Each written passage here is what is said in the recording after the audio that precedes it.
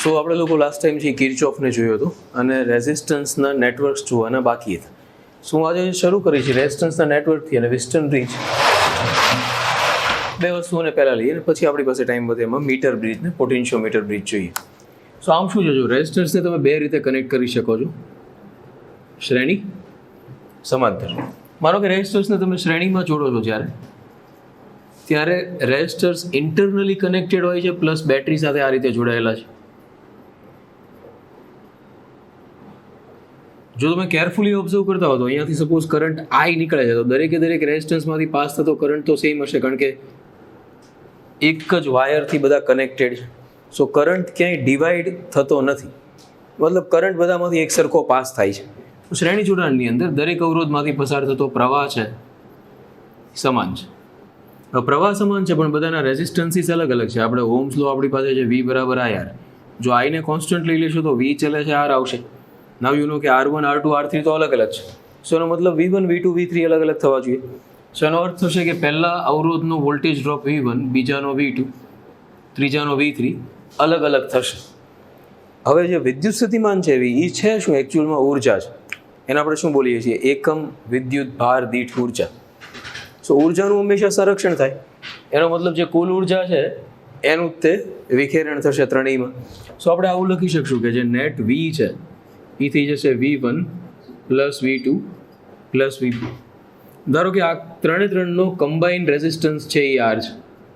સો તમે લખશો V બરાબર IR, V1 બરાબર I1 R1. મને લખવાની બહુ ઈચ્છા છે પણ લખવું પડશે IR1.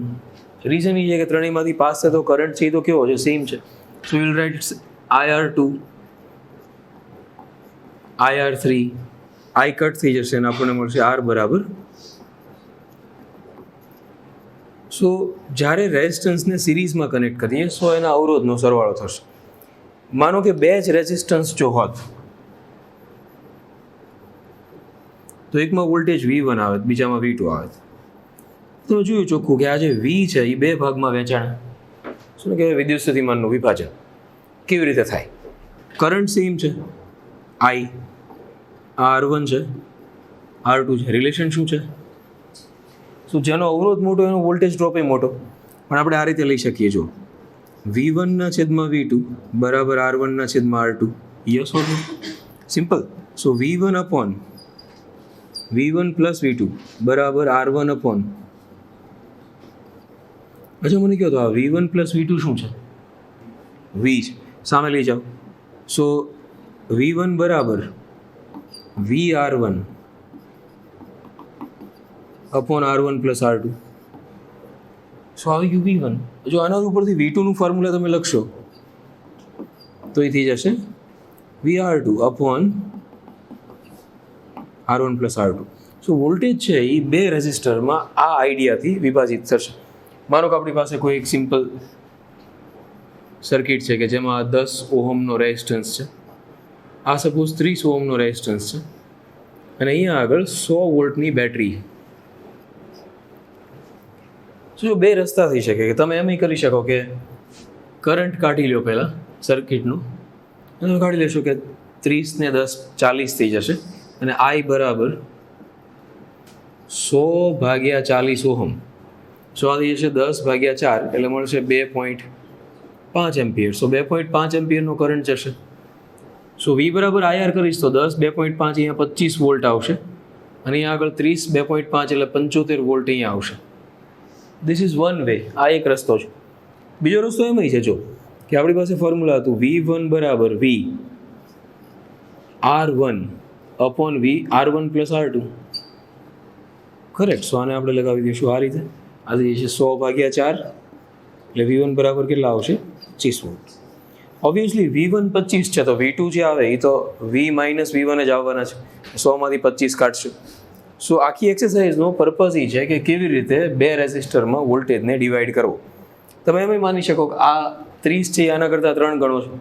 સો અહીંયા પણ જે વોલ્ટેજ આવશે એ 3 ગણો આવશે. સો મારે 100ના એવા બે ભાગ પાડવા પડે કે જેમાં એક ભાગ બીજા ભાગ કરતાં 3 ગણો હોય. એટલે મારે 100ના 4 ભાગ પાડવા પડે ઇન શોર્ટ. સો દરેક ભાગ કેટલાનો થાય? 25નો. સો નાનો ભાગ છે અહીંયા આવશે, બાકીના 3 ભાગ સામે જશે. જે લોજિક તમારા મનમાં સેટ થતું હોય એ રીતે જઈ શકે. પણ વોલ્ટેજ કેવી રીતે ડિવાઈડ થશે એ આપણે જોયું. માનો કે અવરોધોને સમાંતરમાં જોડીએ. ટેક એન એક્ઝામ્પલ કે આપણી પાસે 3 અલગ અલગ રેઝિસ્ટર છે, એ સમાંતર નેટવર્કમાં જોડેલા છે.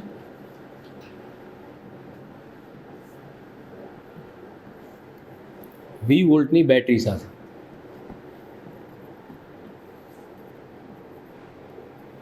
હવે તમે જોઈ શકો છો કે દરેકે દરેક રેઝિસ્ટર છે એના 2 છેડા બેટરીના છેડા સાથે ડાયરેક્ટ કોન્ટેક્ટમાં છે.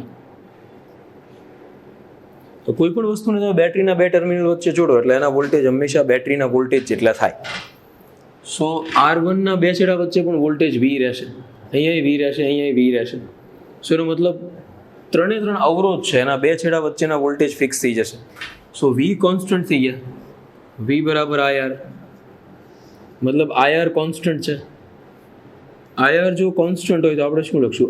I ચલે છે 1/R. સો જેનો રેઝિસ્ટન્સ વધારે એમાં કરંટ ઓછો જશે, અહીંયાથી કરંટ નીકળશે I, અહીંયા આવીને 3 ભાગમાં વહેંચાશે. રેડી? અને પાછું અહીંયા આગળ કમ્બાઈન થઈ જશે I. Straightforward idea. So આપણે લખી શકશું આવું જો કે I બરાબર I1 plus I2 plus I3. ધારો કે આ આખા કોમ્બિનેશનનો નેટ રેઝિસ્ટન્સ છે R. સો આપણે શું કરશું? I બરાબર થઈ જશે V/R, ઓહ્મ્સ લો. I1 બરાબર V1/R1 થાય, પણ આપણે લખશું V/R1 કારણ કે વોલ્ટેજ છે તો ત્રણેયમાં સેમ જ છે. આ થઈ જશે V/R2. સિમિલરલી આ થઈ જશે V/R3. V કેન્સલ થઈ જશે, આ થશે 1/R, that equals to 1/R1 plus આ થઈ જશે 1/R2 પ્લસ આ થઈ જશે 1/R3. Yes or no? Ready? સો આ થઈ ગયું સમાંતર જોડાણનું રેઝિસ્ટન્સનું ફોર્મ્યુલા. જો રેઝિસ્ટન્સ 2 જ હોય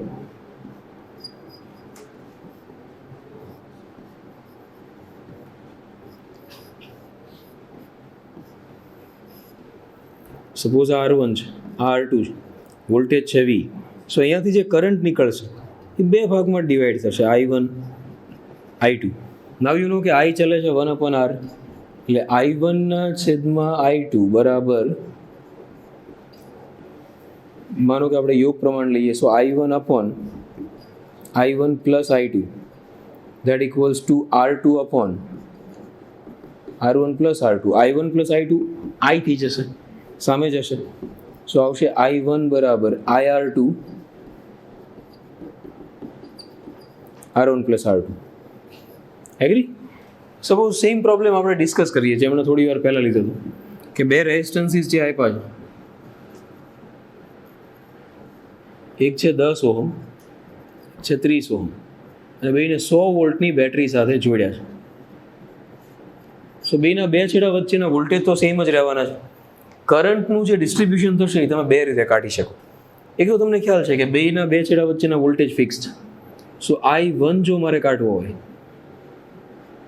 તો હું લઈ લઈશ V/R1. સો V ઓલરેડી 100 છે, R1 છે 10. સો અહીંયાથી કેટલા એમ્પિયર જશે? 10 એમ્પિયર. આ જગ્યાએથી 10 એમ્પિયર કરંટ જશે. રેડી? હવે અહીંયા 30 છે, સો આપણે લખશું I2 બરાબર 100/30. 100/30 કરશું એટલે કેટલા આવશે? 3.33 એમ્પિયર. સો આ જગ્યાએથી જશે 3.33 એમ્પિયર. ઓર માનો કે આપણે વોલ્ટેજ યુઝ જ નથી કરવા, અહીંયા વોલ્ટેજ યુઝ કર્યા છે, પણ ધારો કે વોલ્ટેજ નથી યુઝ કરવા તો આપણે શું કરવું પડે? ટોટલ કરંટ કાઢવો પડે.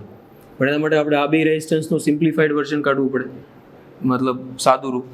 સો 2 જ અવરોધ હોય ત્યારે આ જે ફોર્મ્યુલા છે એ થોડું વધારે બેટર થઈ જશે. એ થઈ જશે R બરાબર R1R2 upon R1 plus R2. Yes or no? લસા લઈ લીધો સાદો. સો ધારો કે અહીંયા આગળ 10 ને 30 છે તો ઉપર આવશે 300, છેદમાં આવશે 40.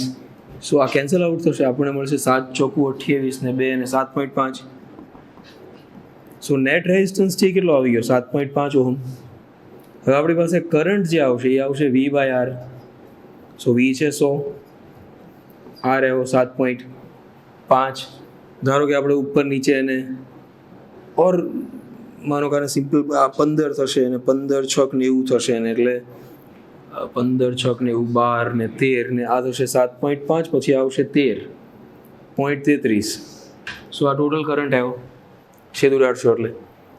સો I બરાબર 13.33 એમ્પિયર આવ્યો, 13 × 91 થાય ને પછી 13 અડધું એવી રીતે થશે. રેડી?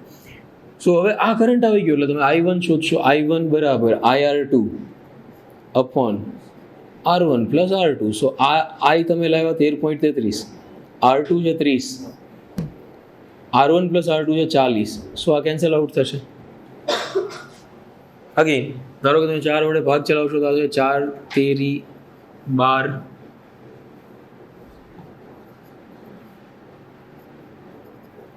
સો 3.33 ગુણ્યા 3 કરશો એટલે કેટલો આવશે? 10. સો નિયર અબાઉટ 10 એમ્પિયર અહીંયાથી જશે. હવે ટોટલ 13.33 છે, એમાંથી 10 કાઢશો સો 3.33 નીચેથી જશે. સો આને કહેવાય દોરડેથી ચડ્યા. રેડી? અને જો દાદરેથી ચડીએ તો સીધા વોલ્ટેજ હતા ને રેઝિસ્ટન્સ હતો ને ડાયરેક્ટ પતાવી ગયો તો કામ પૂરું થઈ જાય. જેણે નક્કી જ કર્યું કે હેરાન થવું તો એ આ રસ્તે જઈ શકે. તો તમે જ્યારે તમારી પાસે સમાંતર અવરોધો હોય તો તમે પહેલાં સિમ્પ્લિફાઈડ કરતા શીખી જાઓ. R1 R2 upon R1 plus R2 and then current કેવી રીતે કાઢવું એ ક્લિયર કટ રીતે સમજી લો. એક વસ્તુ હંમેશા મગજમાં રાખો, જો સર્કિટો ગમે એટલી કોમ્પ્લિકેટેડ થાય, એન્ડમાં કરંટ વહેંચાઈ રહ્યો છે, વોલ્ટેજ વહેંચાઈ રહ્યા છે, ટોટલ ઉર્જાનું અને વિદ્યુત ભારનું બેયનું સંરક્ષણ થવાનું છે. એટલે વોલ્ટેજ ટોટલ સંરક્ષિત થવાના છે અને કરંટ સંરક્ષિત થવાનું છે. આ આઈડિયાને મગજમાં રાખીને એને ડિસ્ટ્રીબ્યુટ કરતા શીખો તો સર્કિટો ટફ નથી થતી. ટફ સર્કિટ એ લોકો નીટમાં પૂછતા પણ નથી. પણ ધારો કે તમે પ્રેક્ટિસ માટે પ્રોબ્લેમ કરતા હો ને એવા સમયે ક્યારે રીતે અમુક સર્કિટના કોન્ટેક્ટમાં આવતા હો તો એ ખાસ જોવું. આ બે આઈડિયાઝ છે શ્રેણી અને સમાંતર અવરોધના. આમ બ્રિજવાળો આખો અલગ ટોપિક મારે લેવો જોઈએ, પણ ઘણી વખત રેઝિસ્ટરના નેટવર્ક્સ વિસ્ટન બ્રિજ કર્યા વગર સોલ્વ થતા નથી. એટલે આપણે વિસ્ટન બ્રિજને સાથે કરી નાખીએ છીએ. વિસ્ટન જે બ્રિટનનો એક ફિઝિસિસ્ટ હતો કે જેણે બ્રિજ સર્કિટ ડેવલપ કરી. બ્રિજ સર્કિટ છે શું? તો એના કહેવા પ્રમાણે જો 5 રેઝિસ્ટર આવેલા હોય એક જ નેટવર્કમાં,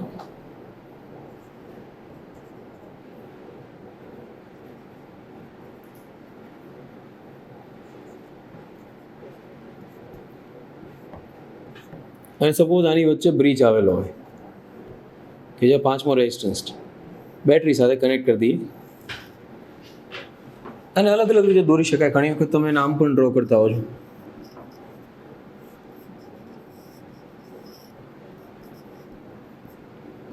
ready? So this is also bridge circuit. આ બ્રિજ. સો એના કહેવા પ્રમાણે જો આ ટાઈપની સર્કિટ હોય એમાં આવું થઈ જાય,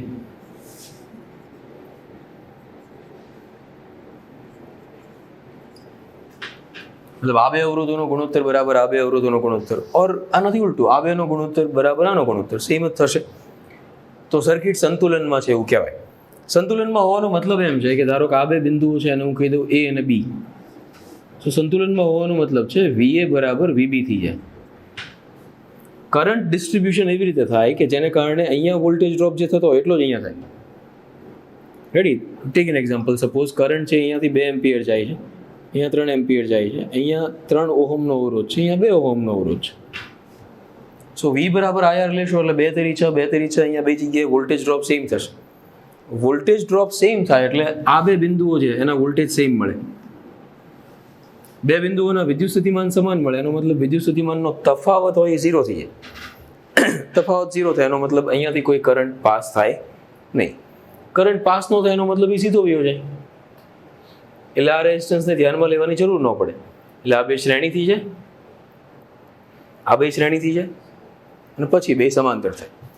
વેસ્ટર્ન બ્રિજનો સિમ્પલ પ્રિન્સિપલ શું છે? ધારો કે આ 4 ઓહમ છે, આ 4 ઓહમ છે, આ 4 છે, આ 4 છે, 4 ભાગ્યા 4, 4 ભાગ્યા 4 સેમ થશે. 4 ને 4 8 થશે શ્રેણીમાં, 8 થશે અને 8 ને 8 પાછો કેટલો થઈ જશે? 4. કારણ કે 8 અને 8 સમાંતરમાં જોડશો તો પાછો 8 ભાગ્યા 2 થશે. એટલે કે ગણાવડાવું 8 × 64 ભાગ્યા 16 એવું નહીં? ઓકે. સો 8 ને 8 પાછા કેટલા થઈ જશે? 4. સો એનો મતલબ જો એક જ સરખા રેઝિસ્ટન્સનો આખો બ્રિજ બનેલો હોય તો એનો આન્સર ઈ જ આવે. 4નો બ્રિજ બનેલો હોય ટોટલ તો એનો આન્સર 4 જ આવે. 10નો હોય તો 10 જ આવે. જે મોટે ભાગે ટિપિકલ દાખલાઓ છે, એટલે પૂછાય તો લગભગ એનો આન્સર આપણને આવડતો હોય, કોઈ ગણવા માટે ન જાય. સો રેઝિસ્ટન્સના નેટવર્ક્સને સોલ્વ કરવા માટે બેસિક રેઝિસ્ટરનું નોલેજ, કરંટ સમાન, વોલ્ટેજ સમાન, વોલ્ટેજ વહેંચાય, કરંટ કેવી રીતે વહેંચાય એ ખબર પડતી હોય. સેકન્ડ થિંગ મને એ ખબર પડતી હોય કે વિસ્ટન બ્રિજ કેવી રીતે વર્ક કરે છે અને કિર્ચોફના નિયમો મને પ્રેક્ટિકલી યુઝ કરતા આવડતા હોય. સો આટલી વસ્તુ જો ક્લિયર હોય તો હું નથી માનતો કે રેઝિસ્ટર્સના નેટવર્કમાં તકલીફ પડે. છતાં આપણે એક બે સોલ્વ કરીએ તો જ આપણને આઈડિયા આવશે. ત્યાં સુધી નહીં આઈડિયા આવે તો આપણે એમાં એન્ટર થઈએ.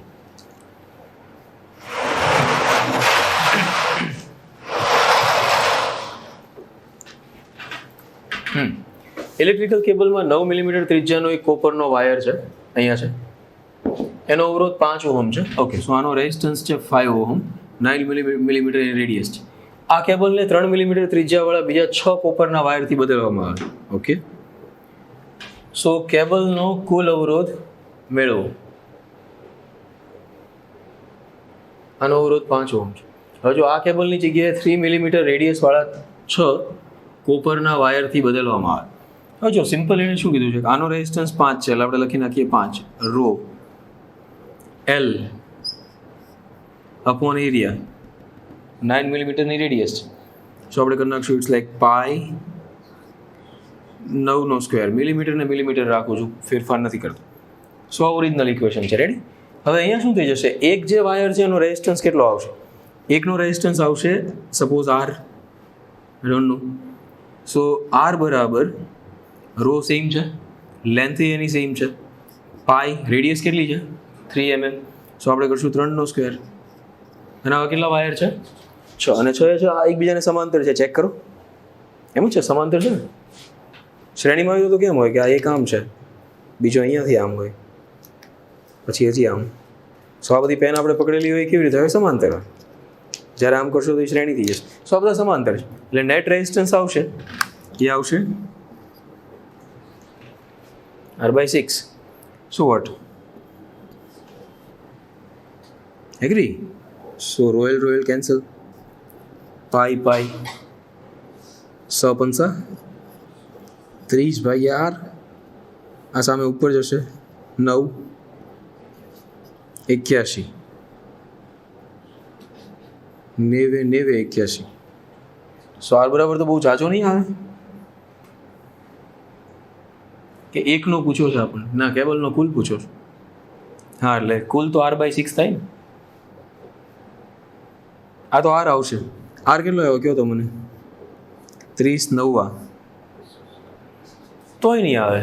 270 ભાગ્યા કેટલા કરવા પડશે? 6.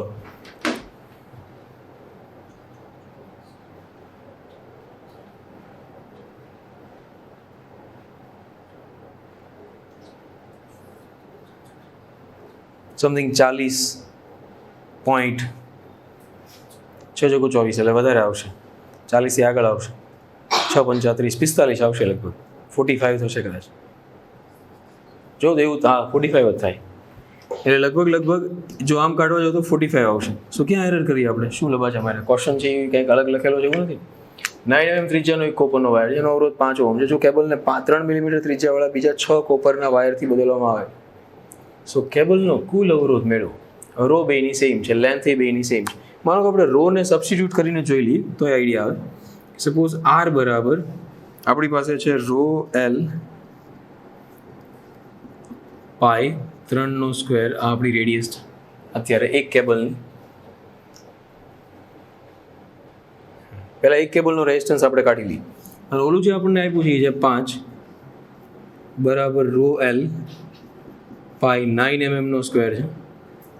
સો રો એલ અપોન પાઈ આપણી પાસે કેટલું આવશે? 5 9 સ્ક્વેર. સબસ્ટિટ્યુટ કરીએ સો સેમ જ આવશે. આર બરાબર 5 9 સ્ક્વેર અપોન 3 સ્ક્વેર. સેમ.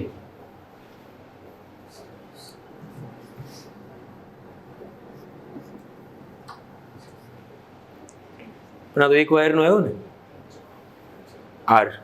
સો આપણે શું કરવું પડશે? એને ભાગ્યા 6. સો આર બરાબર 45/6.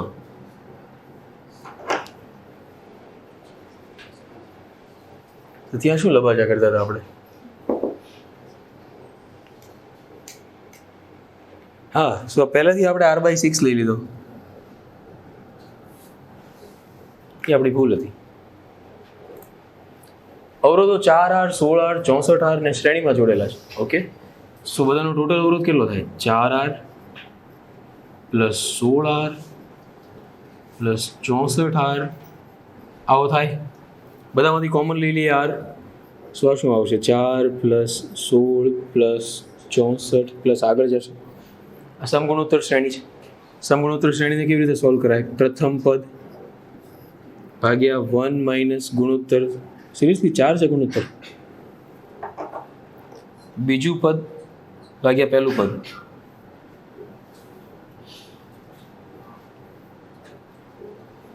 આન્સર માઇનસ આવશે. તફાવત જ લઈ લેવાનો ને એવું થાય સપોઝ. કારણ કે 16 ભાગ્યા 4 4 જ આવશે, બીજો કોઈ રસ્તો નથી. એટલે તમારે તફાવત છે અને ઓલામાં જ લેવાનો થશે સપોઝ. રેઝિસ્ટન્સ કંઈ માઇનસ આવે નહીં આમ જોવા જાવ. આન્સર પણ સરસ આપ્યો છે આમ જોવા જાવ તો. બીજું કંઈ કેલ્ક્યુલેટ કરવાની જરૂર નથી, કારણ કે આ હોય તો કેલ્ક્યુલેટ કરી શકો તમે. જુઓ 1/1.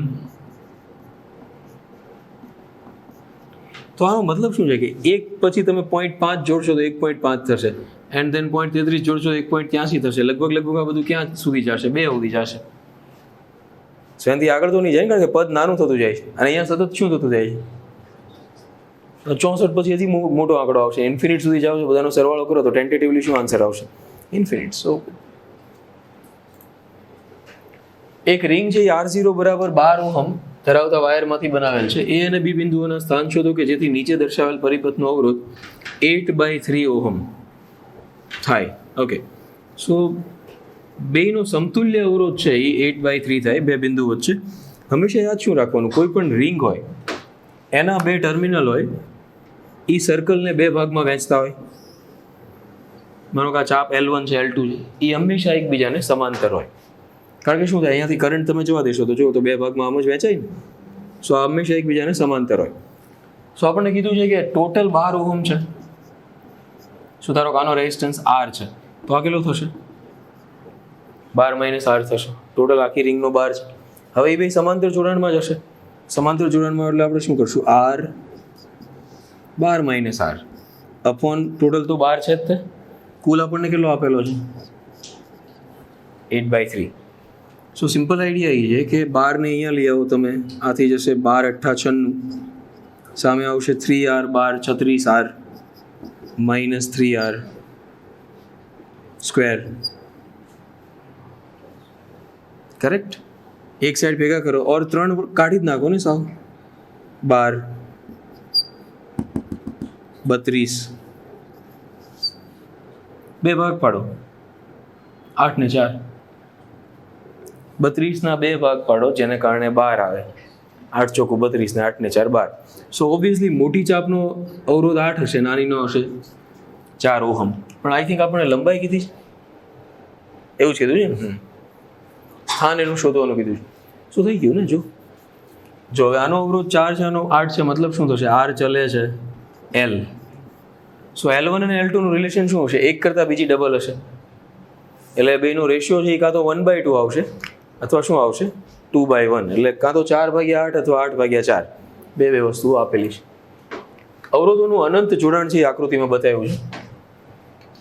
જો લોકો અનંત જોડાણને સોલ્વ કરવાના અલગ અલગ તુક્કાઓ લગાવતા હોય છે. એક મેથડ એ પણ છે, પણ હું બહુ એમાં નથી માનતો. હું સિમ્પલ બનાવવામાં માનું છું. જો તમે આ રીતે કરી શકો. ધારો કે ઇન્ફિનિટ નેટવર્ક છે, અહીંયાથી શરૂ થાય છે, અનંત સુધી જાય છે. સો મારે શોધવાનું છે કે આનો ટોટલ રેઝિસ્ટન્સ કેટલો છે. એટલે હું એવું વિચારી લઈશ કે ભાઈ ઓકે અનંત છે, હવે આટલાનો ધારો કે X છે અહીંયાથી. સો નેટવર્ક થોડું ઇઝી થઈ ગયું. X આ તો R છે, તે આ R છે. રેડી? આઈ થિંક આ એક આપેલો છે, આ આપેલો છે 2.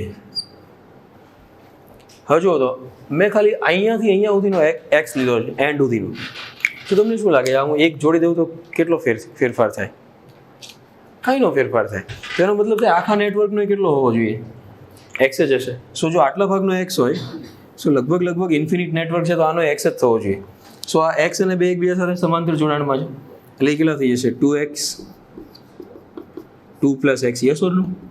સો આ આવી ગયો આનો રેઝિસ્ટન્સ, પ્લસ આ 1 છે. સો નેટ રેઝિસ્ટન્સ જે આ બે ટર્મિનલ વચ્ચેનો આવ્યો એ આવશે 1 + 2X અપોન 2 + X શ્રેણી. અને ટોટલ કેટલો થવો જોઈએ? X. સો આ થશે 1, લસા લઈ લઈએ 2 પ્લસ એક્સ પ્લસ 2x બરાબર 2x plus x square 2x સો આ થઈ ગયા આ આવશે x square minus x minus 2 બરાબર 0 ભાગ પાડી દઈએ -2 + 1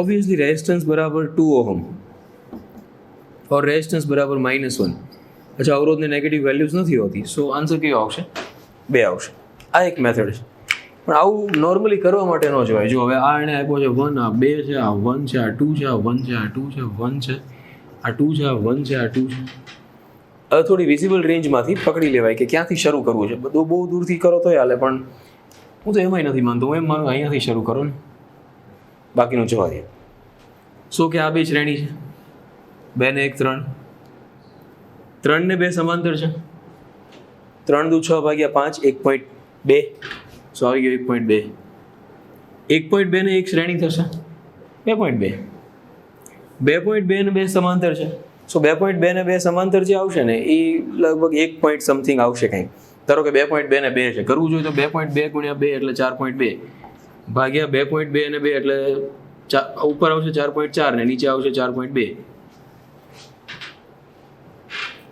રાખો ને 1 લગભગ 1 એટલે 1 પોઈન્ટ કંઈક આવશે પણ હવે હા બસ સો એ કેટલો આવશે 1 આવશે સો 1 ને 1 પાછો શ્રેણી 2 આન્સર 2 એટલે નજીક તો આવી જ જશે ઇવન બહુ દૂર નો ગયા હોત ને અહીંથી શરૂ કર્યું હોત તોય આવી જાત 2 ને 1 3 3 ને 2 નો સમાંતર 1.2 1 ને 1.2 2.2 સો ઓપ્શનમાં કે એવું તો નહીં હોય 2 હોય 2.2 હોય 2.4 હોય એવું તો ન હોય સો 2.2 આવે તો 2 હોય એટલે પતી જાય વાત એટલે બને ત્યાં સુધી ઇન્ફિનિટ નેટવર્કને સોલ્વ કરવા માટે આવા બધા તુક્કાઓ ન લગાવો આ થઈ શકે પણ ટ્રેડિશનલ આપણે બોર્ડમાં માર્ક લાવવાનો હોય તો બરોબર છે ત્યાં તો આપણે અંદાજ લગાવવાનો છે કે આન્સર લગભગ કયો છે સો એવી પરિસ્થિતિમાં આપણે સિમ્પલ વર્ઝન જે છે એ યુઝ કરવું બહુ કોમ્પ્લિકેટેડ એને ન બનાવવું આકૃતિમાં દર્શાવ્યા પ્રમાણે પરિપથ રેખાકૃતિમાં દરેક અવરોધ 1 ઓહમનો છે સો એ અને બી વચ્ચેનો સમતુલ્ય અવરોધ શોધો હવે નોર્મલી રેઝિસ્ટરના નેટવર્કને સિમ્પ્લિફાય કરવા માટે બધાના અલગ અલગ રૂલ હોય છે હું તમને 2 આઈડિયાઝથી બતાવું છું જો અમુક સર્કિટો એવી હોય કે જે સિમેટ્રિકલ સર્કિટ હોય સિમેટ્રિકલ મતલબ તમે એમાં એક લાઇન ડ્રો કરો તો એની બે બાજુએ સમાન સર્કિટ જોવા મળતી હોય લાઈક બાયોલોજીમાં તમે કહ્યું દ્વિપાર્શ્વ સમરચના સો એના જેવું છે કે સર્કિટમાં પણ દ્વિપાર્શ્વ સમરચના હોય તો સપોઝ હું અહીંયાથી ઊભી લાઇન ડ્રો કરું છું જો તો આ લાઇનની બે બાજુએ સમાન રચના છે સો આને કહેવાય લંબ અક્ષ તમારે શોધવો છે અવરોધ એ અને બી વચ્ચેનો એ તમારી અક્ષ આ છે મેં જે દોરી એ એને લંબ છે સો એને કહેવાય લંબ અક્ષ લંબ અક્ષનો આઈડિયા છે શું કે જો તમે એવી લંબ અક્ષ દોરી શકતા હો કે જેની બે બાજુએ રચના સમાન ખાલી રચના નહીં હોય રેઝિસ્ટન્સ સેમ હોવા જોઈએ એમ કે અહીંયા 2 ઓહમ હોય અહીંયા 3 હોય અહીંયા 4 હોય અહીંયા 5 હોય દેખાય છે હરખું તો એ સમાન ન કહેવાય મતલબ દેખાવ નહીં પણ રેઝિસ્ટન્સની વેલ્યુઝ છે એ સેમ હોવી જોઈએ સો બધા રેઝિસ્ટન્સ સેમ છે એટલે તમે આ ક્લિક કરી શકશો લંબ અક્ષનો સિદ્ધાંત એમ કહે છે કે જે બિંદુઓ બધા આ અક્ષ ઉપર આવેલા હોય એ બધા બિંદુઓ પાસે વી સેમ આવે વી ક્યાં સેમ આવે સમાંતર જોડાણમાં સેમ આવે હા કે ના સો એનો મતલબ એમ થાય કે આ બિંદુ ને આ બિંદુ સમાંતરમાં જોડાયેલા છે રેડી આમ દેખાતા નથી પણ પુનર્જન્મમાં કંઈક જોડાયેલા છે સો આપણે અહીંયાથી લઈ લઈએ ને અહીંયા જોડી દઈએ બિચારાને આપણે અલગ ન રાખીએ જગ્યાએ માનો કે આપણે અહીંયાથી લઈ લઈએ ચલો જોડી દીધા એને જો આને કાઢી નાખીએ કાંઈ નથી અહીંયાથી પકડીને આમ જોડી દીધું બીજું કાંઈ નથી કારણ કે બેના સ્થિતિમાન સેમ હતા તો એ એકના એક જ બિંદુ હતા બેને કનેક્ટ કરી દીધા સો હવે થઈ ગયું શું જો બધા અવરોધો એક એકના છે સો સપોઝ આ એક અડધો થઈ ગયો યાદ કરો 1/2 આ 1/2 આ 1 આ 1 આ 1 આ 1 સો લાઈક 1/2 ને 1 બેને તમે સિમ્પ્લિફાય કરશો તો કેટલા થશે 1/2 3/2 સો 1/3 સો આ થઈ ગયો 1/3 સિમિલરલી આ રીતે 1/3 થશે સો 1 અને 1/3 ના 4/3 થાય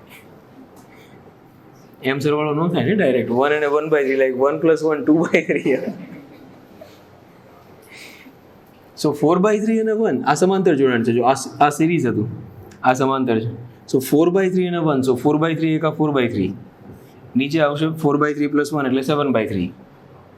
હા તો 3 3 કેન્સલ થઈ ગયા એટલે આ કેટલો આવ્યો 4/7. સામે કેટલો આવશે 4/7 અને આ બે શ્રેણીમાં છે તો કેટલો આવશે 8/7. ગુડ. 4/7 + 4/7. 10 ઓહમના અવરોધ ધરાવતા વાયરને વર્તુળાકારે વાળેલ છે. ઓકે, આપણે એને આ રહ્યો વર્તુળાકારે વાળેલ છે. પી અને ક્યુ વર્તુળના પરિઘ પરના બે બિંદુઓ છે. વર્તુળને ચતુર્થ ભાગમાં વિભાજિત કરે છે. ચતુર્થ એટલે આ. સો ટોટલ રેઝિસ્ટન્સ 10 છે તો આ કેટલો આવશે? બાકીનો કેટલો આવશે? ગુડ. 3 વોલ્ટની બેટરી ને 1 ઓહમ આંતરિક અવરોધ ધરાવતી બેટરી. આંતરિક અવરોધ બેટરીનો બાજુમાં દોરી નાખવાનો. કરેક્ટ. 1 ઓહમનો એનો રેઝિસ્ટન્સ. જોડતા વર્તુળના બંને ભાગમાંથી પસાર થતા પ્રવાહ મેળવો. કુલ પ્રવાહી મેળવી લઈએ અને બે ભાગમાંથી પસાર થતો પ્રવાહી આપણે શોધી લઈએ. તો સૌથી પહેલાં વાત તો એ છે કે આ 2.5 અને 7.5નું જોડાણ શ્રેણી કહેવાય કે સમાંતર કહેવાય? સમાંતર કહેવાય. હંમેશા રિંગના બે ભાગ છે એ સમાંતર જ હોય. સો આપણે કરવું પડશે 25 75 મતલબ 2.5 ગુણ્યા 7.5 ભાગ્યા કેટલા આવશે? 10 આવશે. એગ્રી? સો 2.5 ને 7.5 કેટલા થશે? જો આપણે પહેલાં એમ વિચારે 7.5 દુ 15 થાય અને એને ગુણ્યા 0.5 કરો ને એ થાય 3.75. સો 18.75 આવશે અહીંયા ઉપર ભાગ્યા 10 એટલે 1.875 આવશે વત્તા 1 2.875 આવશે 3 ભાગ્યા 2.875 એટલે 1.1 કેવું કંઈક આવશે. રાઈટ? સો ધારો કે 1.1 જેવું કંઈક આવ્યું. સો અહીંયાથી કરંટ આવ્યો 1.1 એમ્પિયર. Tech an example. હવે આ 1.1 એમ્પિયર અહીંયાથી જશે, આ બે ભાગમાં વહેંચાશે. હવે તમે ચેક કરી શકો છો આ જે ભાગ છે એ આના કરતાં 3 ગણો છે. સો જેનો અવરોધ 3 ગણો હોય ત્યાં પ્રવાહ ત્રીજા ભાગનો હોય. અવરોધ ચલે છે 1/I. સો આપણે શું કરવું પડે? પ્રવાહના 4 ભાગ પાડવા પડે. સો 1.1ના 4 ભાગ પાડવા એટલે આપણે ખરેખર તો 11ના 4 ભાગ પાડીએ છીએ. યસ ઓર નો? સો એ થાય લગભગ 2.75 થાય.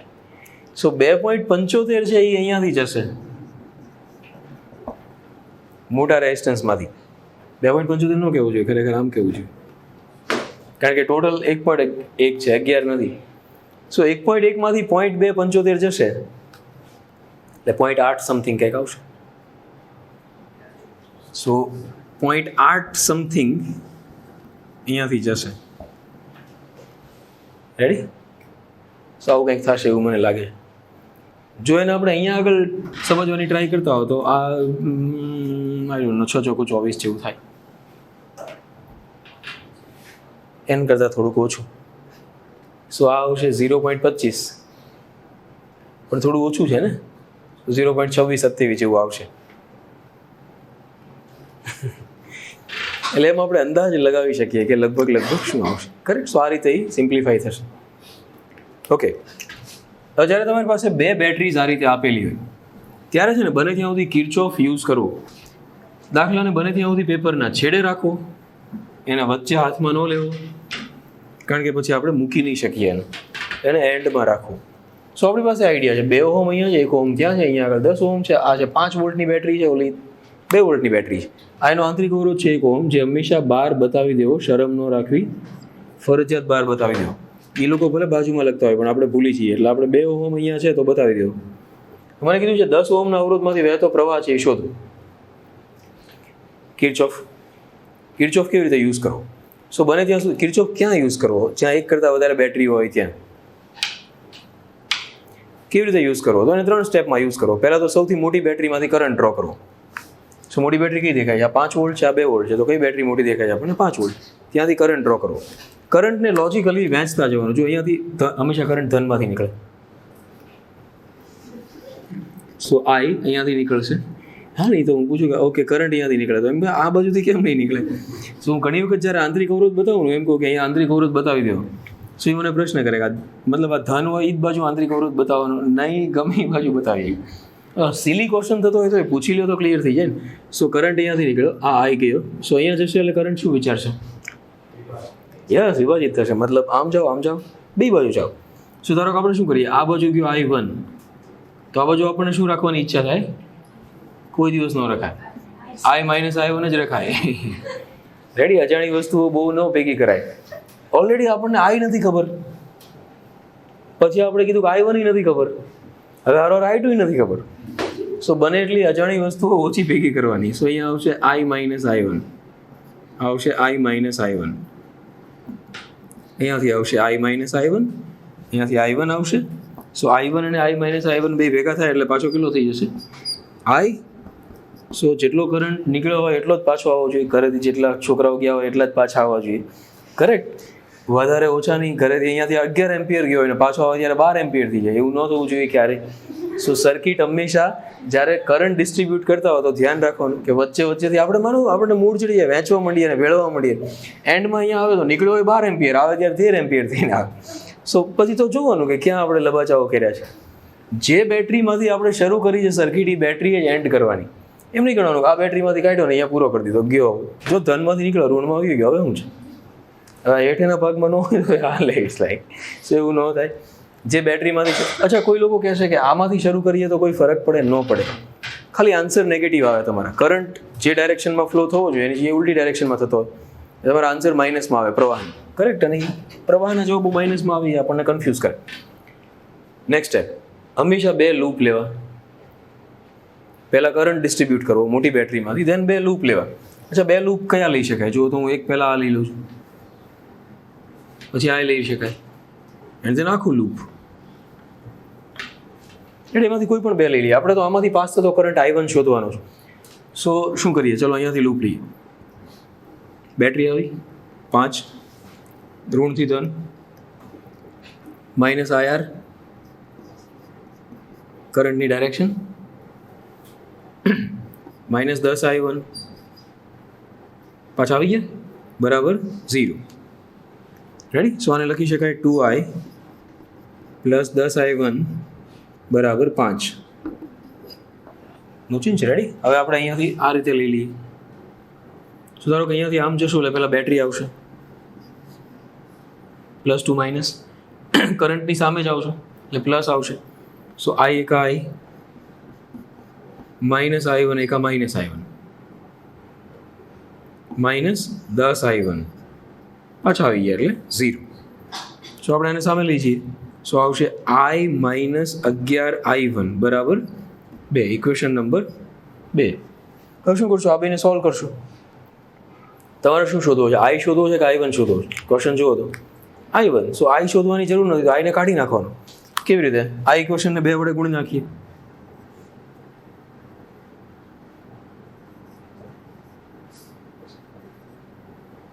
આમાંથી બાદ કરી નાખીએ. સો આમાંથી બાદ કરશો એટલે 2I minus 2I, 10 I1 minus 22 I1 plus એટલે કેટલા થઈ જશે? 32 I1, 5 માઇનસ 4, રેડી 1. સો I1 બરાબર કેટલા આવશે? 1/32 આવી ગયો, 0.03 જેવું આવશે કંઈક. કરેક્ટ? કારણ કે 1/33 કરશો એટલે એક્ઝેક્ટ 0.03 આવશે. 32 થોડુંક લગરી આમ તેમ આવશે, નજીક જ આવશે. પછી I જો શોધવાનું કીધું હોય તો કોઈ એકમાં વેલ્યુ મૂકી દેજો એટલે આન્સર આવશે. સો આ 2006માં પૂછાયેલો ક્વેશ્ચન છે. આકૃતિમાં દર્શાવેલા પરિપથમાં જો બિંદુઓ A અને B વચ્ચે વાહક તાર જોડવામાં આવે તો તારમાં પ્રવાહ, પછી એને લખ્યું કઈ તરફ જાય. તો તમને હંમેશા મગજમાં શું રાખવાનું? વધારે સ્થિતિમાનથી ઓછા સ્થિતિમાન તરફ પ્રવાહ જાય. સો આપણને ખબર કેમ પડે કે કયા બિંદુનું સ્થિતિમાન વધારે છે, કયું ઓછું છે? સો ધારો કે આપણે અત્યારે તો તાર નથી, અને આ છે 4 ને 4 8, 3 ને 1 4, 20 વોલ્ટની બેટરી. શું ધારો કે અહીંયાથી કરંટ નીકળ્યો I. Tech an example. હું થોડી વાર માટે 3I ધારી લઉં છું. સો ઉપરની બ્રાન્ચમાંથી કરંટ જશે I, નીચેની બ્રાન્ચમાંથી કરંટ જશે 2I. કારણ કે જે અવરોધ વધારે ત્યાં કરંટ ઓછો. ઉપરની બ્રાન્ચનો અવરોધ છે 8, નીચેનો 4 છે, ઉપરનો ડબલ છે. સો ડબલ અવરોધ કરંટ અડધો, એટલે અહીંયાથી થઈ જશે I, અહીંયા આવશે 2I. હવે માનો કે આ જે બિંદુ છે એનું સ્થિતિમાન આપણે લઈ લઈએ, સપોઝ એને નામ આપી દઈએ, આ AB તો છે જ, ત્યાં કહી દઈએ CD. સો અહીંનું સ્થિતિમાન લઈ લઈએ VC. હવે આપણે અહીંયાથી A સુધી જઈએ. ધારો કે VC માઇનસ કરંટની ડાયરેક્શનમાં 4I બરાબર વી એ સુધી પહોંચી ગયા? યસ ઓર નો? નીચે આવીએ, વીસી 2 કા 2, સો -2i બરાબર વીબી. આ બેને ધ્યાનથી જુઓ તો વીસી -4i બરાબર વીએ અને વીસી -2i બરાબર વીબી. સો મને કહો તો એ ના વોલ્ટેજ વધારે છે કે બી ના વોલ્ટેજ વધારે છે? બી ના વધારે છે, કારણ કે વીસી માંથી 2i બાદ કરો ત્યારે વીબી મળે છે અને વીસી માંથી 4i બાદ કરો ત્યારે વીએ મળે. આ નથી સમજો તો અઘરું, 4 ને 2 બાદ કરો, ઓકે. સો વીબી વધારે છે, વીએ ઓછું છે. સો જો તમે તાર જોડો તો કરંટ કઈ બાજુ જાય? વીબી થી વીએ જાય કે એ થી બી જાય કે બી થી એ જાય?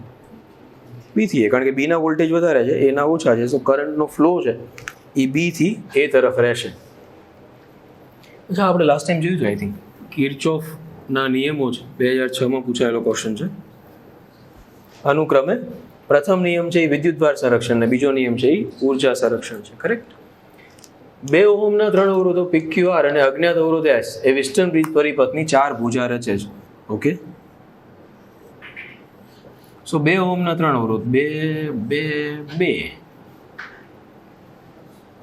અને અજ્ઞાત અવરોધ S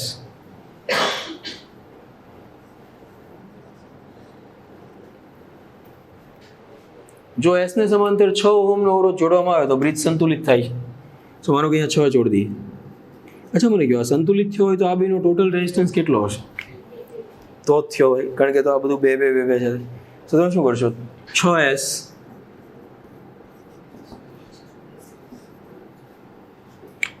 બરાબર 2. આમાં શું 6 નો 3 નો પરિણામી 2 આવે, 6 તેરી 18 ભાગ્યા 6 3 9. એટલે ઓબ્વિયસલી S છે એ કેટલો આવશે? 3 આવશે, તો જ 2 આવશે, નહીં તો મેચ નહીં થાય. 2009માં પૂછાયેલો ક્વેશ્ચન છે. આકૃતિમાં દર્શાવેલ પરિપથ માટે આપેલ સમીકરણ પૈકી કયું સમીકરણ સાચું છે? આ થોડો બાયોલોજી જેવો ક્વેશ્ચન થઈ જાય, કારણ કે એમાં આપણે એકને ચેક કરવા પડે કયું સાચું છે.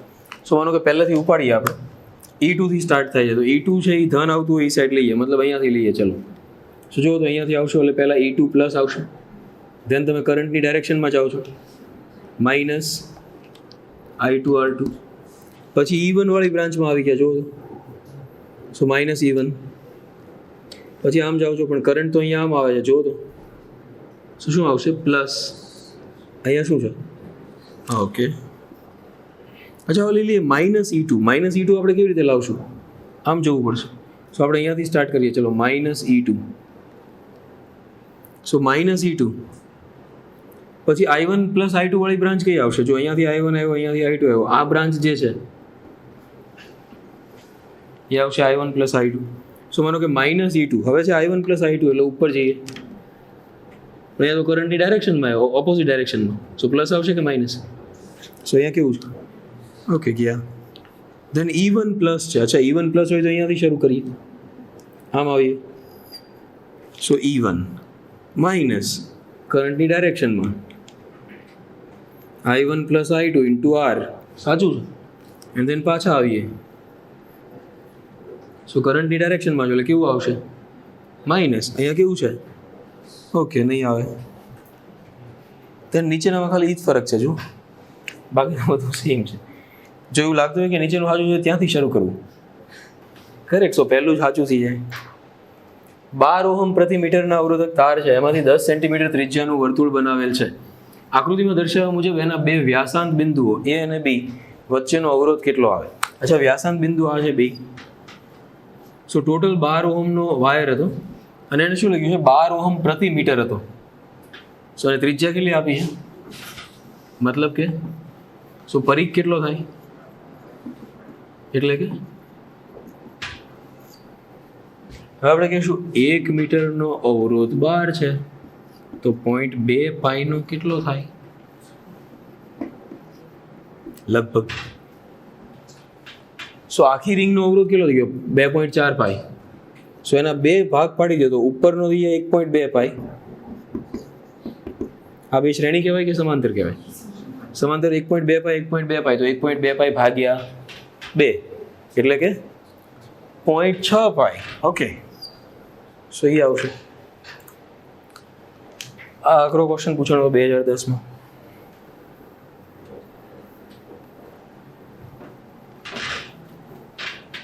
બરોબર છે.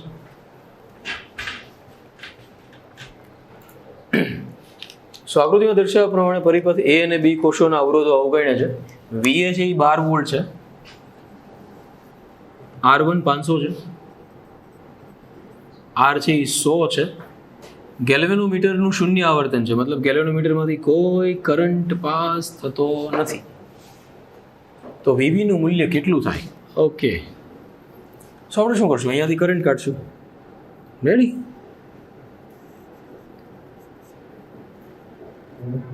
હવે કરંટ બે ભાગમાં વહેંચાશે, પણ આ બધું તો જવાનું નથી ને યાર, ત્યાં તો 0 છે. તો આઈ પાછો નીચે આવી જશે.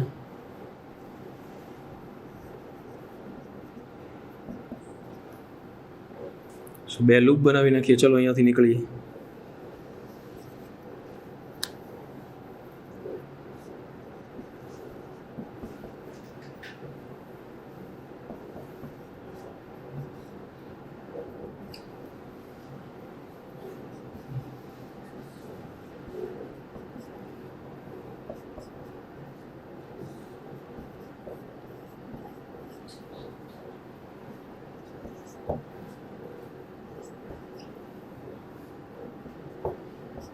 હે કે નહીં? હવે આ સાઈડથી બનાવીએ. બોલો.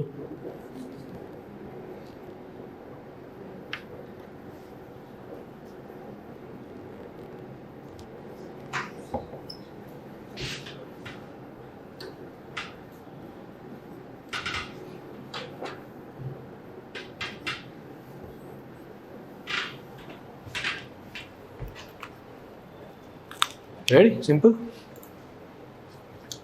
આ કર્યો આપણે હમણાં. આઈ થિંક આ જ હતો કદાચ. જો 8/3. સો ગુણોત્તર જે શું આવશે? 1/2 કે એવું કંઈક આવશે ને. વેસ્ટર્ન બ્રિજની 4 ભુજાઓ પી, ક્યુ, આર અને એસના અવરોધો અનુક્રમે 10, 30, 30, 90 છે. ઓકે, સો 10, 30, 30, 90. કોષોના ઈએમએફ અને આંતરિક અવરોધો અનુક્રમે 7 વોલ્ટ અને 5 ઓહમ છે. સો આ કોષ લઈ લી અને એનો આંતરિક અવરોધ લઈ લી. આ છે 7 વોલ્ટ અને આ 5 ઓહમ છે. સો ગેલ્વેનોમીટરનો અવરોધ 50 ઓહમ હોય એટલે કે આ. તો કોષમાંથી નીકળતો પ્રવાહ કેટલો હોય? અચ્છા, મને કહો તો આ 50 ઓહમ અવરોધ કાંઈ ભાગ ભજવશે ખરો? કારણ કે એમાંથી તો કોઈ કરંટ પાસ થવાનું નથી. સો આ તો નીકળી જશે. 10, 30, 30, 90, 120. 120 ને 40 કેટલા થાય? 12 ચોક 48 ભાગ્યા 30 એટલે 30 થાય. 120 ને 40 નો સમતુલ્ય કેટલો થશે? 30. 12 ચોક 48 ભાગ્યા 12 ને 4, 16, 13, 48 એટલે 30 અને 5. સો 30 ને 5 આ શ્રેણી થાય. કેમ? મતલબ 30 ને 5 શું વિચારો છો? 35 આવશે. સો 35. 7 વોલ્ટની બેટરી, તો કરંટ આવશે આઈ બરાબર V upon R. 7 × 35 0.2. Okay, correct. Metre bridge માટે 2 અવરોધો. અચ્છા, મીટર બ્રિજ તો આપણે ભણ્યા નથી, પછી આપણે એને નેક્સ્ટ એપિસોડમાં જોવાના છીએ. આ R1 હોય, આ R2 હોય, આ સાઈડની લંબાઈ L1 હોય, આ સાઈડની L2 હોય. સો આમ લખાય R1/R2, L1/L2. હા, મીટર બ્રિજ 1 મીટરનો અહીંયા પીડો છે. સો મીટર બ્રિજ 1 મીટરનો હોય નોર્મલી, અને એક સાઈડની લંબાઈ L1 હોય તો બીજી સાઈડની કેટલી આવે? 100 - L1. સો આવશે 100 - L1. રેડી? સો આપણને શું કહે કવિ આપણે જોઈએ.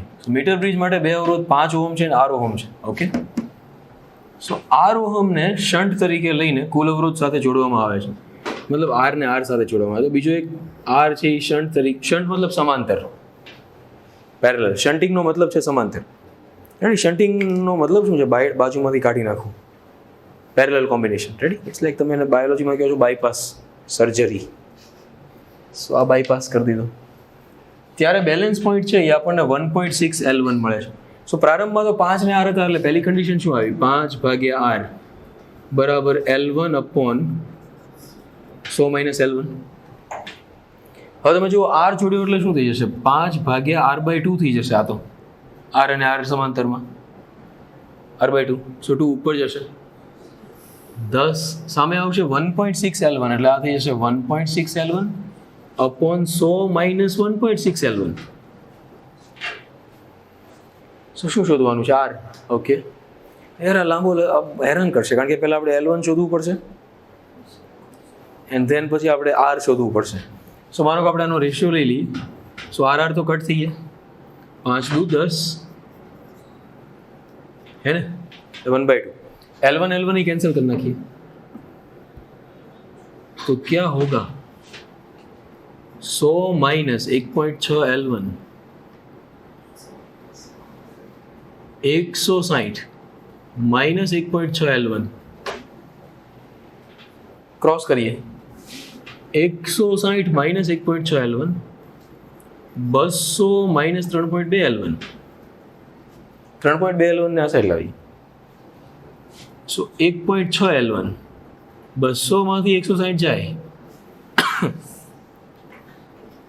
L1 40/1.6 આ 25 આવે. 1685 થાય ને, સો એનું અડધું છે 2.5 આવશે. સો આ આવશે 2.25. સો આ આવશે 25, આ આવશે 75. રેડી? હવે પહેલો રેશિયો લઈ લઈએ આપણે 5/r બરાબર 25/75. 100 - L1. સો આરને આપણે કરતા બનાવીએ. આર બરાબર 25 × 75 15. રેડી? સો થોડી દુઃખદ ઘટના છે પણ મને એમ છે આ જ રસ્તો અપનાવવો પડશે, બીજો કાંઈ તમારી પાસે કોઈ શોર્ટ આઈડિયા નથી.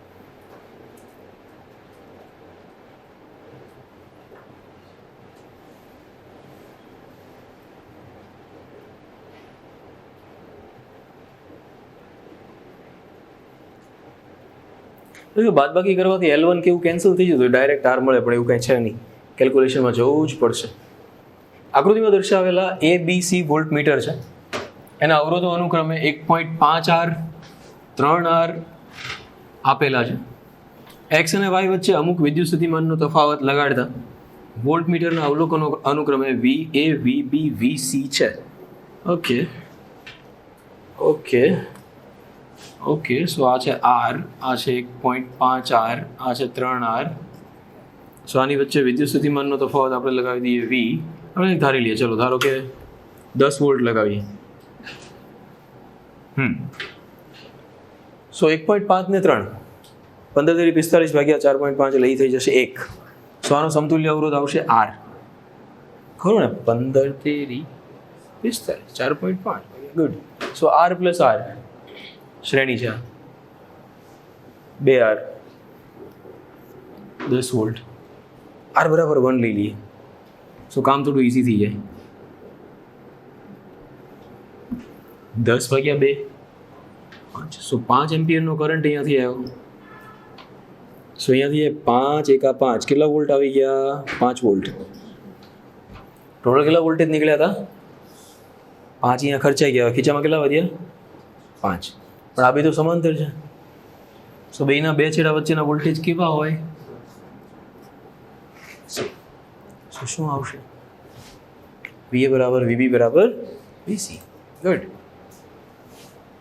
આપેલ આકૃતિમાં બિંદુઓ A અને B વચ્ચે વિદ્યુત સ્થિતિમાનનો તફાવત કેટલો આવે? જો આ ટાઈપના દાખલા પૂછાય તો આપણે મનમાં ને મનમાં નાચી લેવાનું, કારણ કે આ લગભગ ખોટો પડે જ નહીં, આ સાચો છે. રીઝન શું છે? મને કીધું A અને B વચ્ચે વિદ્યુત સ્થિતિમાનનો તફાવત શું આવે? તો આપણે અહીંથી શરૂ કરવાનું. VA આગળ આગળ હાલતું જવાનું. કરંટની ડાયરેક્શનમાં છીએ આપણે. કરંટની ડાયરેક્શન બતાવી તો નથી, આવું કરવાનું એને પરીક્ષામાં બતાવેલી હશે. સો આમ છે કરંટ. સો આવશે 2 × 4. રેડી? સો -4. પછી આવશે બેટરી. બેટરી કેટલા વોલ્ટની છે એ નથી કીધું, પરીક્ષામાં કીધેલું હશે. સો મને કહો ને 2016 phase 2 નો પ્રોબ્લેમ જોવો ને, મને છે આંકડાઓ આપો થોડા. અરે હું આંકડાઓ મૂકીશ તો મતલબ કેટલા હું મૂકીશ એમ હું વિચારતો હતો. બેટરી તો તમારે મને કહેવી જ પડશે.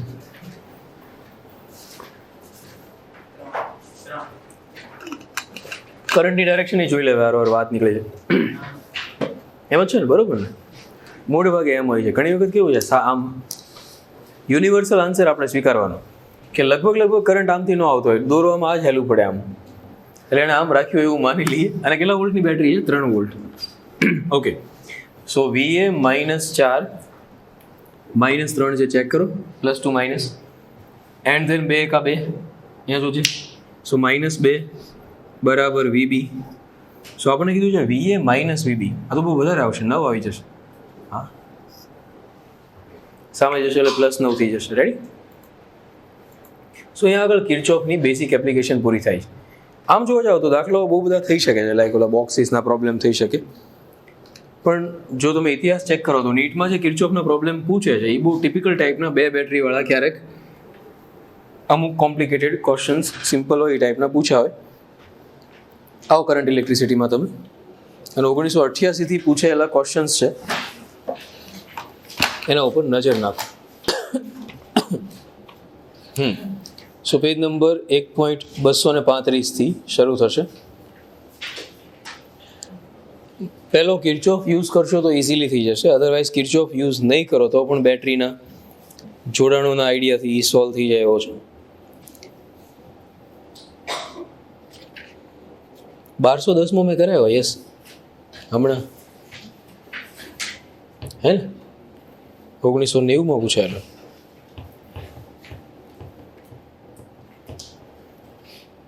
$1216 જે છે ને કિર્ચોફ યુઝ કરવાની જરૂર નહીં પડે. સમજો, એણે કીધું છે કે 4 ઓહમના અવરોધ પર પોટેન્શિયલ ડ્રોપ કેટલો મળે? આપણે શું કરીએ? 6 ને 3 નો કેટલો થાય? 2 થાય. 6 ને 3 નો 2 થઈ જાય, અને 2 ને 4 6 થઈ જાય. બેટરી, અચ્છા, એણે કીધું છે કે ઓલા ઉપર 3 ઓહમના અવરોધમાંથી વહેતો પ્રવાહ 0.8 છે. હવે જો સમાંતર જોડાણમાં વોલ્ટેજ તો સેમ થાય, એટલે 8 થી 24 લે કે ત્યાં આગળ વોલ્ટેજ ડ્રોપ થાય 2.4. સો નીચે પણ વોલ્ટેજ ડ્રોપ તો 2.4 જ થાય. ડન. હવે જો 2.4 છે એ ત્યાંથી વોલ્ટેજ, અને ઉપર છે 0.8, તો નીચે અવરોધ ડબલ છે એટલે ત્યાં આગળ 0.4 કરંટ આવે. સો બે ભેગો થાય એટલે 0.4 અને 0.8 બે ભેગા થાય એટલે 1.2 થઈ જાય. સો એનો મતલબ એમ થાય કે 4 ઓહમમાંથી પાસ થતો કરંટ છે 1.2. સો 1.2 ગુણ્યા 4 કરો તો 4.8. સો તમારો વોલ્ટેજ ડ્રોપ જે નેટ છે 4 ઓહમનો એ કેટલો આવી જશે? 4.8. આવ્યો કિર્ચોફનો આઈડિયા. ધેન આઈ થિંક 1218 તમારી ટેક્સ્ટ બુકમાં હતો લાસ્ટ યર. તમારે એને સંકેલતો જોવાનો છે. 3 ને 3 6 ને 6 ને 3 6 ને 6 3 ને 3 ને 3 6 ને 6 ને 6 3 ને 3 ને 3 6 ને 6 ને 6 3. પછી 3 ને 3 6 ને 6 ને 3 2. આન્સર 2 આવશે. એ જો પહેલા 3 ને 3 સિરીઝ છે આ સાઈડ, ખ્યાલ આવે છે ને? પછી 6 ને 6 પેરેલલ થઈ જશે એટલે 3. ધેન 3 ને 3 6 ને 6 ને 3 6 ને 6 3. ધેન પાછો 3 ને 3 6 ને 6 ને 6 3. 3 ને 3 6 ને 6 ને 3 2. એમ છે. કરેક્ટ. 1222 સરસ છે. જો શું છે? વેસ્ટર્ન બ્રિજ જ છે, ત્રિકોણ છે, હે ને? ત્રિકોણ વાળો જે છે એટલે 2 રીતે સમજી શકાય. જો કદાચ તમે એને ત્રિકોણને સોલ્વ, જો ધારો કે કોઈ એક ત્રિકોણ આપેલો છે, ટેક એન એક્ઝામ્પલ, આમ આપેલો, આમાં તો તમને સહેલું આપ્યું છે, અહીંયા કટ કરીને આપી દીધું. તમે જો એ પ્રોબ્લેમ જોશો ને તો અહીંયા A અને B આ કટ કરેલા છે. સિમ્પલ આ છેડા નામ લઈ લેશો તો વેસ્ટર્ન બ્રિજ થઈ જશે. જુઓ,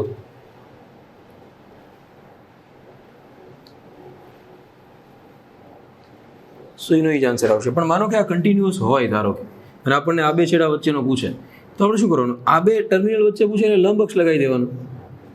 સમ દ્વિપાર્શ્વ રચના. સો આ નીકળી જાય, સમાન વોલ્ટેજ. પછી આ 2 શ્રેણી, આ 2 સમાંતર, આની યાર સમાંતર. ઇટ્સ લાઈક 2 2 2 આવી રીતે આપ્યું છે. Tech an example. સો 2 2 4 2 2 4 4 4 2 2 2 1. એનો આન્સર આવશે 1217 છે. એ સહેલો છે. જુઓ તો તમને કીધું છે A અને D વચ્ચેનો અવરોધ. સો A થી નીકળો. સો જો C અને B તરફ જવાનો તો પ્રશ્ન જ નથી. 1227 નોટ 1217, મારી ભૂલ. સો ચેક કરો. ચલો 1227 છે, આ છે. અહીંયા A છે, અહીંયા D છે.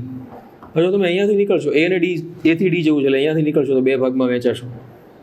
એટલે આમ ક્યાં સમાંતર. એન્ડ ધેન અહીંયા આવ્યા તો કે છે આમ જશું, પણ આમથી ક્યાં જશું? અહીંયા તો રોડ જ નથી આગળ. અહીંયાથી રોડ બ્લોક છે.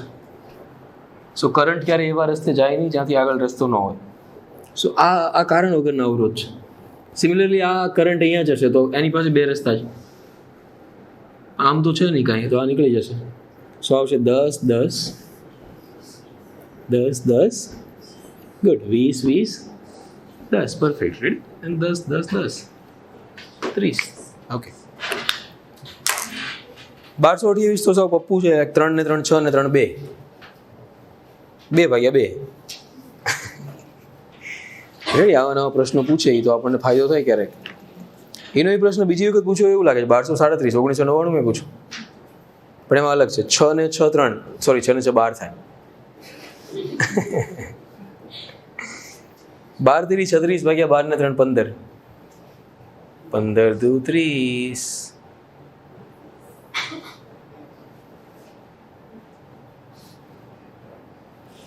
2.33 લગભગ, 2.33 નહીં પણ થોડું ઘણું ફરક આવશે. 2.25 જેવું કદાચ થતું હોય. એટલે રેઝિસ્ટન્સ આવશે 2.25 જેવું, અને 4.8 ને તમે 2 વડે ભાગો 2.25 વડે, એટલે લગભગ 2.4 જેવું આવતું હોય. 4.8 ને 2.4 વડે ભાગો 2, સો નિયર અબાઉટ આવશે એમ. બીજો કોઈ ઓપ્શન તો 4.8 થી નાનો નથી, ચેક તો કરો. સો અવરોધ 1 થી મોટો આવવાનો છે તો આપણને ખબર જ છે. સો ધેટ્સ ઓલ. પછી બીજું ગણવા માટે ન જાવ તો ચાલ. તો 1242 જુઓ તો આપેલ પરિપથમાં એ અને બી વચ્ચેનો ચોખ્ખો અવરોધ, મતલબ સહેજ ગોબરો ન હોવો જોઈએ. સો ચોખ્ખો જ શોધવાનો છે. સો આપણે કીધું છે એ અને બી વચ્ચેનો ચોખ્ખો અવરોધ, મતલબ આ બધા આંકડા છે અવરોધ જ હશે. હા, તો વેસ્ટર્ન બ્રિજ છે ભાઈ. 3/6 અને 4/8 ચેક કરો તો. હા, સો વચ્ચેનો 7 ઓહમ નીકળી જશે. સો 3 ને 4 શ્રેણીમાં આવી જશે 7, અને 6 ને 8 શ્રેણીમાં આવી જશે 14. 7 નો 14 નો સમાંતર કાઢવો પડે. 14 સત્તા કેટલા થાય? કયો 14 નો ઘડિયો બોલો. 14 સત્તા ખબર નથી મને. 98. ફાઇનલ સાચું? સાચું ગોઠવી એવી લાગે છે એવું જ છે. 14 સત્તા 98 થતા હશે. 14 તેરી 42. હા, 14 સત્તા 98 ભાગ્યા 14 ને 7 21, 21 ભાગ્યા 98, 4 પોઈન્ટ સમથિંગ આવશે. અપૂર્ણાંક આપ્યા છે, બોલો. 21 ભાગ્યા 98, નહીં 98 ભાગ્યા 21, 98 ભાગ્યા 21 આવશે. ત્રણે ભાગ ચલાવો તો નહીં ચાલે, ઉપર નહીં આવે. 98 નો 3 ભાગ ન ચાલે. 98 ભાગ્યા 21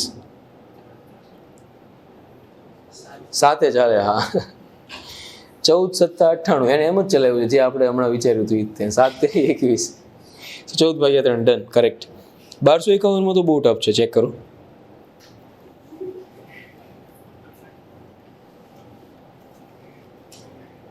બધા અવરોધ આર ના હોય તો ટોટલ આર જ થાય. ઓકે, જોરદાર.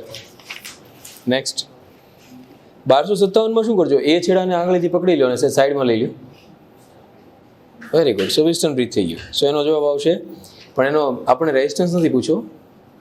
નહીં તેમ કે આનો અવરોધ તો આર આવે, પણ આર તો એક ઓપ્શન આપ્યો નથી, પણ આપણને પ્રવાહ પૂછ્યો છે. V/R રેઝિસ્ટન્સ આવશે સેમ. અચ્છા, V/2R કેવી રીતે આવે? રેઝિસ્ટન્સ 2R આવે છે? નહીં, એનો આન્સર આવશે બી. તમારે ચેન્જ કરવો પડશે. સોલ્યુશન ફાઇનલી જુઓ તો. એક મિનિટ હો, આપણે ટેલી કરી લઈએ. એક મિનિટ. બધા અવરોધો આરના જ છે ને?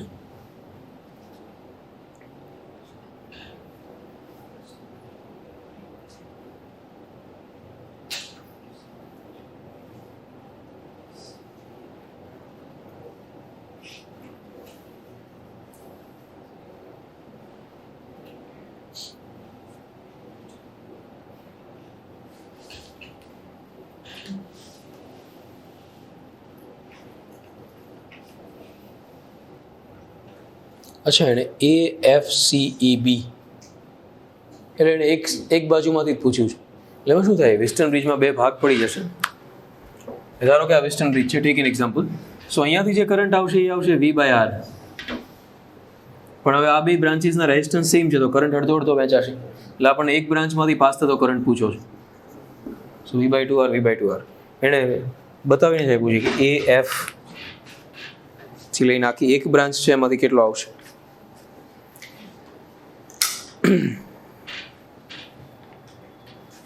1261 છે એ આઈ થિંક તમે કિર્ચોફ લેશો એટલે થઈ જશે, કારણ કે એમાં તમારે આંતરિક અવરોધો જ મૂકવાના છે, એટલે 2 લૂપ લેવા પડશે તમારે. આંતરિક અવરોધ તમારે સાઈડમાં બતાવી દેવા પડશે તો જ થશે. 1263 છે એ મોસ્ટ પ્રોબેબલી વિસ્ટન બ્રિજ છે જ તે કન્ફર્મ. 1265 મેં અત્યારે જ ગણાવ્યો હાલમાં થોડી વાર પહેલાં. 1267 છે એ મને એમ છે મેં લાસ્ટ ટાઈમ કદાચ ગણાવ્યો હતો, EMF પૂરું કર્યું ને ત્યારે મેં ગણાવ્યો હતો. યાદ કરો, એકના ટર્મિનલ વોલ્ટેજ 0 થઈ જતા હતા આપણે કરંટને લઈને. સો એ 1267 આપણે લાસ્ટ ટાઈમના ઓલામાં હતું. 1268 જે છે, અચ્છા પાવર છે એને આપણે ને પછી રાખીએ. 1269 આપણે આજે ગણ્યો, 3 આવે આન્સર. 1270 જે છે એમાં પાવર પૂછો છે, જે અત્યારે ન કરીએ એ વધારે બેટર છે. 1271 છે એમાં મને એવું કીધું છે કે 4 ઓહમમાંથી 1 એમ્પિયર જાય છે. ઓકે, સો 4 ઓહમમાંથી 1 એમ્પિયર જતો હોય ને તો 4 એકા 4, નીચે પણ 4 હોવા જોઈએ, એટલે નીચેથી જશે 4/3 3 ઓહમમાંથી. દાખલા નંબર 1271 જોઉં છું, દેખાણો તમને? સો 4 ઓહમમાંથી એણે કીધું 1 એમ્પિયર છે. સો એનો વોલ્ટેજ ડ્રોપ કેટલો આવશે? 4 એકા 4. નીચે 3 ઓહમમાંથી જે વોલ્ટેજ ડ્રોપ આવશે એ આવશે, કરંટ આવશે એ આવશે 4/3. સો ત્યાંથી 4/3 આવવાનું, ઉપર 1 છે ટોટલ મારો. 4/3 અને 1નો ટોટલ છે એ કેટલો આવશે? 7/3. સો ઉપરની બ્રાન્ચમાંથી કરંટ આવ્યો 7/3, યાદ રાખજો. હવે નીચે આપણી પાસે શું છે? 0.5 સમાંતરમાં છે, એટલે એ થઈ જાય 0.25 અને 1 ઓહમ એટલે 1.25.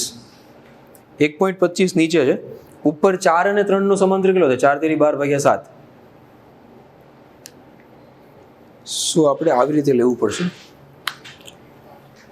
I1/I2 બરાબર R2/R1.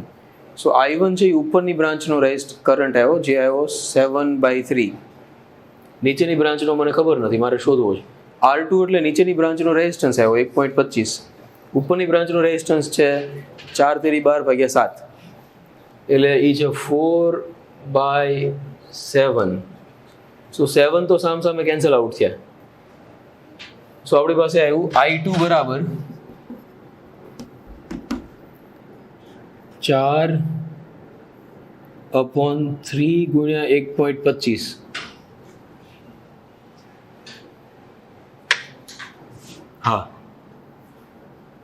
હા બરાબર છે. સો I2 બરાબર 4/3.75 આવ્યું. સો નીચેથી પસાર થતો પ્રવાહ છે એ 4/9.3. થોડું વ્યવસ્થિત લખવું હોય તો 400/375 આમ થશે. એટલે 25ના ફોર્મમાં આપણે લખીએ ને તો આ આવશે 16. હા, અને નીચે જે આવશે એ આવશે 15.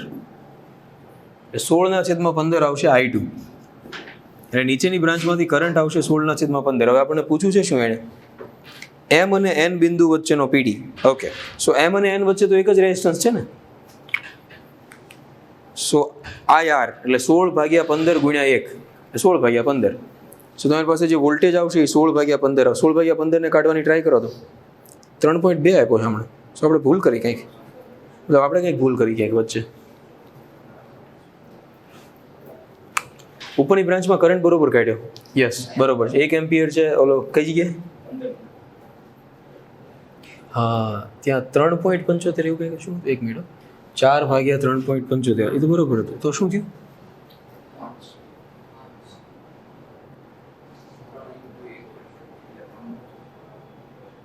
ત્રણ ગુણ્યા 1.25 તો 3.75. 3 એકા 3 ને 25 તેરી 75.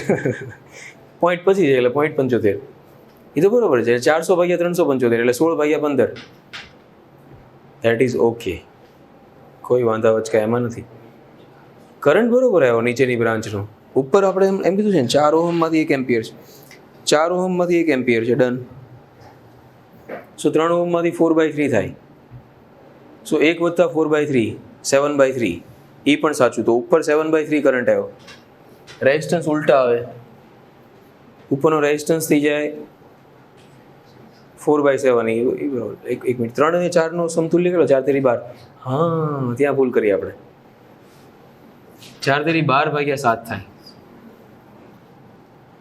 સો 7 7 કેન્સલ. I2 અમે 12 તેરી 36 થાય. હા, બાકી બધું બરોબર છે. સો 12 તેરી 36 થાય. 12 તેરી 36 ક્યાંથી આવે? તગડો તો હેઠે જ. 12 એકા 12 થાય.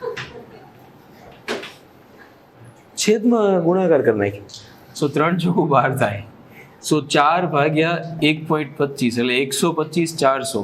અહીંયા આવશે 16 અને આવશે 5 એટલે 16 ભાગ્યા 5. એટલા માટે કહેતો તારે ગમે એમ કરીને 5 લાવવા હતા. સોલ્યુશનમાં રખડતો હતો એવું છે ને? હા, જોયું એમાં 16 ભાગ્યા 5 આપેલું છે. શું કીધું? અહીંયા 5 આવે છે, આ 15 તમે ખોટું લઈ આવ્યો છો ક્યાંકથી ગમે એમ કરી. સો 16 ભાગ્યા 5 આપણો કરંટ આવ્યો. 16 ભાગ્યા 5 એકા 16 ભાગ્યા 5 થાય, અવરોધ છે એટલે.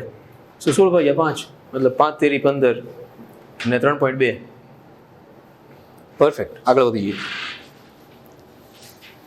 1275 એમ દર્શાવ્યું છે કે નીચે દર્શાવેલ આકૃતિમાં 2 ઓહ્મના અવરોધમાંથી 3 એમ્પિયરનો પ્રવાહ પસાર થાય છે. 5 ઓહ્મના અવરોધ વડે કેટલા પાવરનો વ્યય થશે? પાવર આવે ત્યારે જોશું. 1276 આપણે ઓલરેડી અત્યારે કર્યો ભાઈ. 1277 તો આપણે મૂક્યો જ નથી. 1278 આપણે લાસ્ટ લેક્ચરમાં કર્યો હતો. ગ્રાફનો ઢાળ ને અંતઃખંડ. પોટેન્શિયોમીટર આપણે આવતા લેક્ચરમાં કરશું. 1280.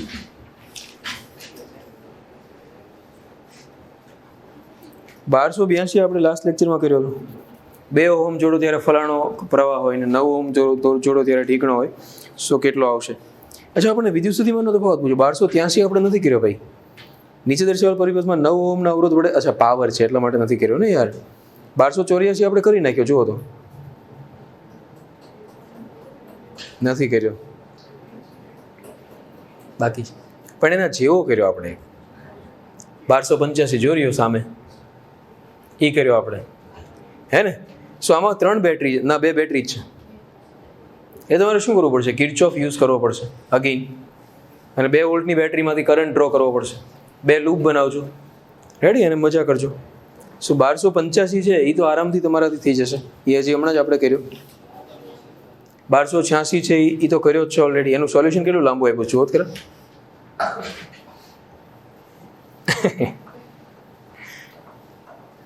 1290 છે એ પણ આપણે કર્યો હમણાં. 30 ને 10 ને 30 ને 90.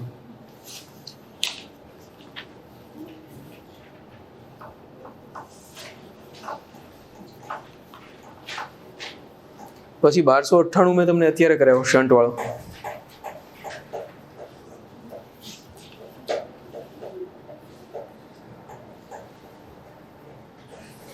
$30 વોલ્ટ ને 40.8 ઓહમ છે.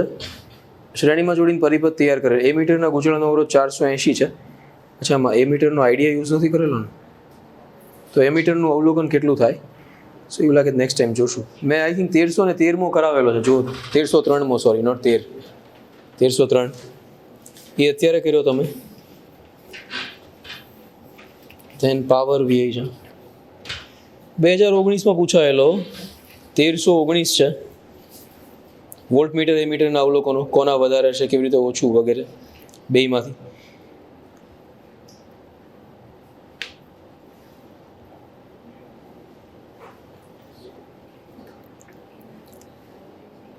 વોલ્ટ મીટરનો અવરોધ નિયરલી સેમ આવશે અમારું. રીઝન શું છે ખબર? વોલ્ટ મીટરનો પોતાનો રેઝિસ્ટન્સ એટલો વધારે હોય કે 10 ઓહમ જોડો તો કોઈ ફરક ન પડે. પણ એ જ્યારે વોલ્ટ મીટર એમીટર શીખશું ત્યારે જ વધારે બેટર રીતે સમજી શકાશે. એટલે એના ઉપર છોડીએ એ વધારે બેટર છે. ત્યાં પરફેક્ટલી તમે એને સમજી શકશો.